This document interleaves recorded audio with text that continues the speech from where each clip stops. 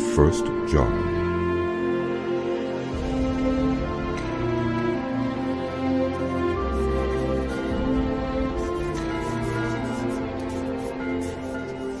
That which was from the beginning, which we have heard, which we have seen with our eyes, which we have looked at and our hands have touched, this we proclaim concerning the word of life. The life appeared. We have seen it and testify to it. And we proclaim to you the eternal life, which was with the Father and has appeared to us. We proclaim to you what we have seen and heard, so that you also may have fellowship with us. And our fellowship is with the Father and with His Son, Jesus Christ. We write this to make our joy complete. This is the message we have heard from Him and declare to you. God is light. In Him there is no darkness at all. If we claim to have fellowship with Him and yet walk in the darkness, we lie and do not live out the truth. But if we walk in the light, as He is in the light, we have fellowship with one another, and the blood of Jesus His Son purifies us from all sin. If we claim to be without sin, we deceive ourselves, and the truth is not in us. If we confess our sins, He is faithful and just, and will forgive us our sins and purify us from all unrighteousness. If we claim we have not sinned, we make Him out to be a liar, and His word is not in us.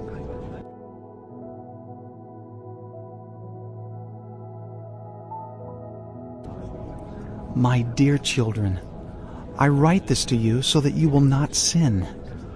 But if anybody does sin, we have an advocate with the Father, Jesus Christ, the righteous one. He is the atoning sacrifice for our sins, and not only for ours, but also for the sins of the whole world. We know that we have come to know Him if we keep His commands.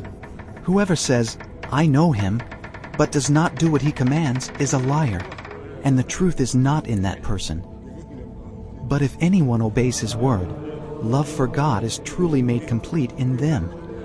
This is how we know we are in Him. Whoever claims to live in Him must live as Jesus did. Dear friends, I am not writing you a new command, but an old one, which you have had since the beginning. This old command is the message you have heard. Yet I am writing you a new command. Its truth is seen in Him and in you, because the darkness is passing and the true light is already shining. Anyone who claims to be in the light but hates a brother or sister is still in the darkness. Anyone who loves their brother and sister lives in the light, and there is nothing in them to make them stumble. But anyone who hates a brother or sister is in the darkness and walks around in the darkness.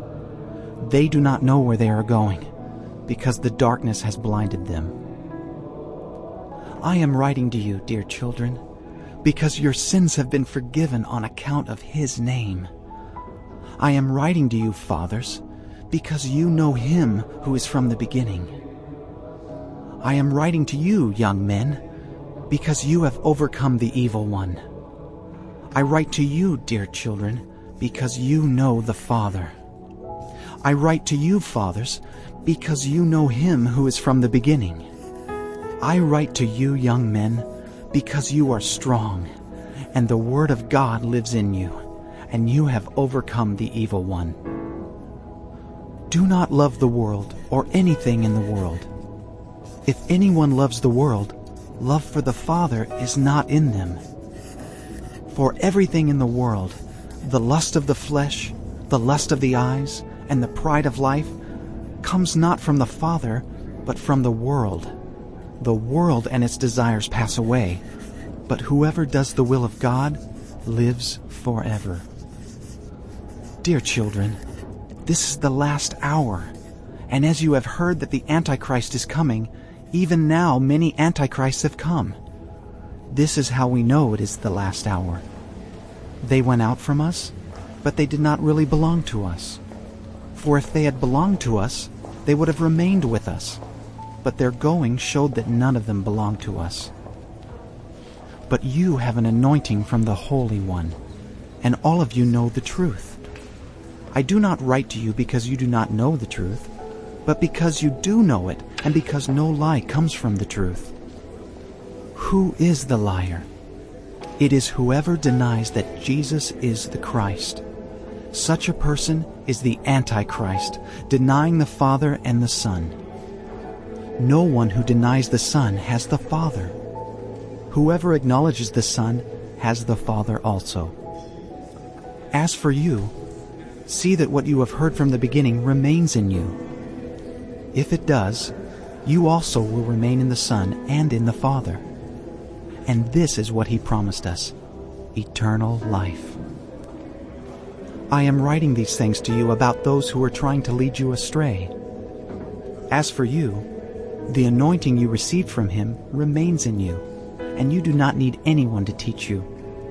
But as His anointing teaches you about all things, and as that anointing is real, not counterfeit, just as it has taught you, remain in Him. And now, dear children, continue in Him, so that when He appears, we may be confident and unashamed before Him at His coming. If you know that He is righteous, you know that everyone who does what is right has been born of Him.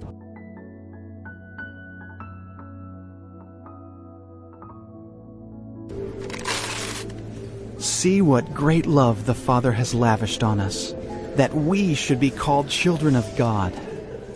And that is what we are. The reason the world does not know us is that it did not know Him. Dear friends, now we are children of God, and what we will be has not yet been made known.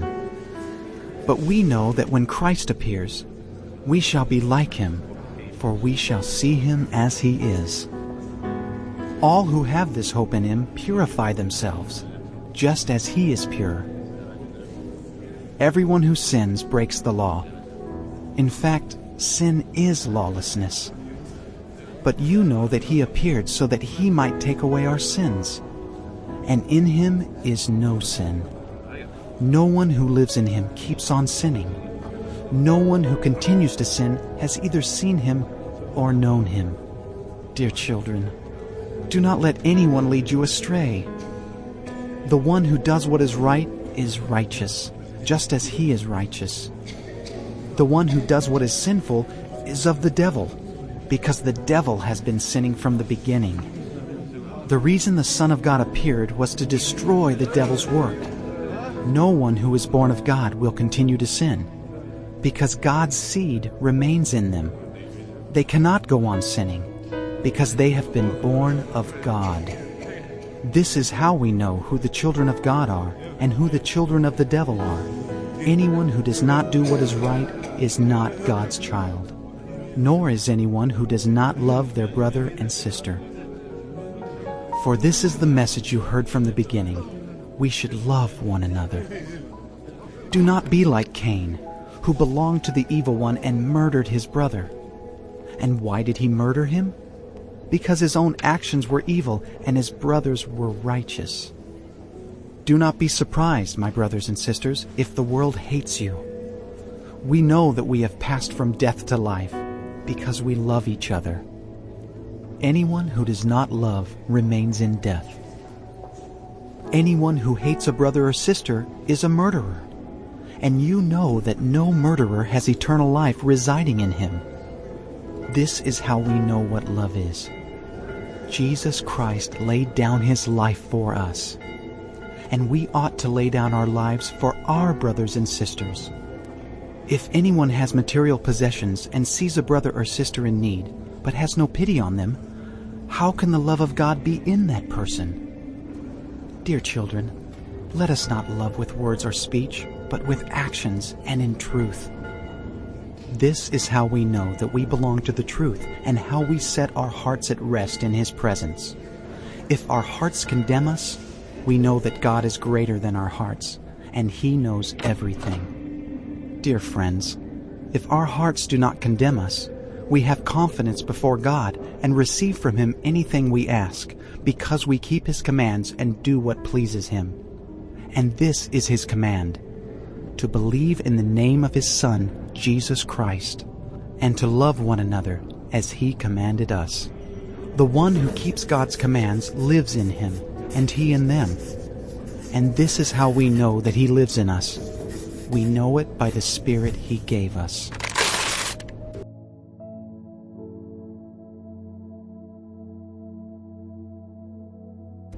Dear friends, do not believe every spirit, but test the spirits to see whether they are from God, because many false prophets have gone out into the world. This is how you can recognize the Spirit of God.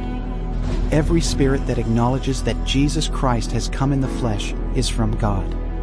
But every spirit that does not acknowledge Jesus is not from God. This is the spirit of the Antichrist, which you have heard is coming and even now is already in the world. You, dear children, are from God and have overcome them, because the one who is in you is greater than the one who is in the world. They are from the world and therefore speak from the viewpoint of the world, and the world listens to them. We are from God, and whoever knows God listens to us. But whoever is not from God does not listen to us. This is how we recognize the spirit of truth and the spirit of falsehood. Dear friends, let us love one another, for love comes from God. Everyone who loves has been born of God and knows God. Whoever does not love does not know God, because God is love. This is how God showed his love among us. He sent his one and only Son into the world that we might live through him. This is love, not that we loved God, but that he loved us and sent his Son as an atoning sacrifice for our sins. Dear friends, since God so loved us, we also ought to love one another. No one has ever seen God, but if we love one another, God lives in us, and his love is made complete in us. This is how we know that we live in him, and he in us. He has given us of his Spirit. And we have seen and testify that the Father has sent his Son to be the Savior of the world. If anyone acknowledges that Jesus is the Son of God, God lives in them, and they in God. And so we know and rely on the love God has for us. God is love. Whoever lives in love lives in God, and God in them. This is how love is made complete among us, so that we will have confidence on the day of judgment. In this world, we are like Jesus. There is no fear in love, but perfect love drives out fear, because fear has to do with punishment. The one who fears is not made perfect in love. We love because he first loved us. Whoever claims to love God, yet hates a brother or sister, is a liar. For whoever does not love their brother and sister, whom they have seen, cannot love God, whom they have not seen. And he has given us this command: anyone who loves God must also love their brother and sister.